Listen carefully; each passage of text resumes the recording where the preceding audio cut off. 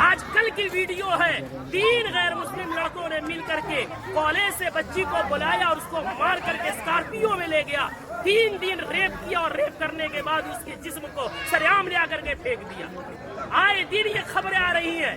میں پوچھنا چاہتا ہوں اس کے پیچھے کے ذمہ دار معاشرے کے ہمارے اور آپ جیسے بے غیرت لوگ نہیں ہیں جو شادیوں میں ناچ گانوں میں پیسوں میں آگ لگا رہے اور آگ لگا کر کے شادیوں کو اتنا مشکل بنا دیا کہ وقت میں شادیاں نہیں ہو رہی ہے، جس کی وجہ سے ہماری بیٹیاں جذبات ان میں بھی ہے، جذبات کی رو میں بہ کر کے ایجوکیشن والی بچیاں غیروں کے گود میں کھیل نہیں رہی ہے بلکہ ٹیشو پیپر بنا کر کے انہیں استعمال کر کے گلی کوچوں میں پھینک نہیں دیا جا رہا ہے بلکہ ان کے چیتھڑے اڑائے جا رہے ہیں۔ اتنے ادب و احترام کے ساتھ بار بار اصرار کرنے کے بعد جھک کر کے باپ کہہ کر کے بھائی کہہ کر کے ایمان کا حوالہ دے کر اسلام کا حوالہ دے کر پوری سوسائٹی کے عہد و پیمان کا حوالہ دے کر کے کہا گیا، لیکن پھر کیوں نہیں مانے؟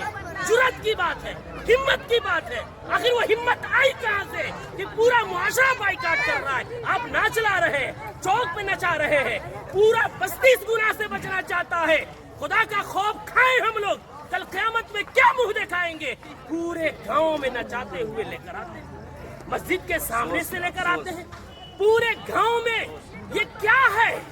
اس کو ضد نہیں کہتے ہیں تو اور کیا کہتے ہیں؟ اس کو ہٹ دھرمی نہیں کہتے ہیں تو کیا کہتے ہیں؟ کون ہے وہ مولوی، کون ہے وہ عالم دین جس نے قرآن اور حدیث پڑھا ہے اور اتنی سختی سے منع کرنے کے بعد اس مجلس میں اس شادی میں ناچ گانا ہو اور وہ نکاح پڑھائے، اس کا قرآن اور حدیث اجازت دیتا ہے؟ میں تو احترام کرتا ہوں کہ انہوں نے پہلے ہی جو ہم سے محبت اور شفقت کے ساتھ اقرار کیا ہے۔ کون ہے ایسا جو جس مجلس میں ناچ ہو رہا ہو، جس اسٹیج میں ویشیوں کا دھندا چل رہا ہو، جس اسٹیج میں کھڑا ہو کر کے بہنوں کے پاؤں میں گھنگرو باندھا جا رہا ہو، ان کے سروں سے دوپٹے کھینچے جا رہے ہو، جس نکاح جو عبادت ہے اس عبادت کے اندر معاشرے کے لنگے اور لفنگے اور لونڈے عورتوں کے پیچھے تالیاں بجا رہے ہو، وہ نکاح میں کس مولوی کا علم اجازت دے گا نکاح پڑھانے کا؟ کون سی قرآن اجازت دے گی؟ کون سی حدیث اجازت دے گی؟ یہاں سب کلمہ پڑھنے والے ہیں، ہم مریں گے رب کے سامنے حاضر ہوں گے۔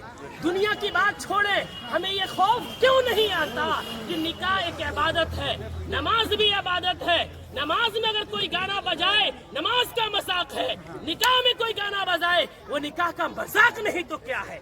جو مولوی قرآن کی آیت پڑھیں گے ان کا مذاق نہیں تو کیا ہے؟ حدیث پڑھیں گے ان کو پیروں کی ٹھوکروں میں رکھنا نہیں ہے تو کیا ہے؟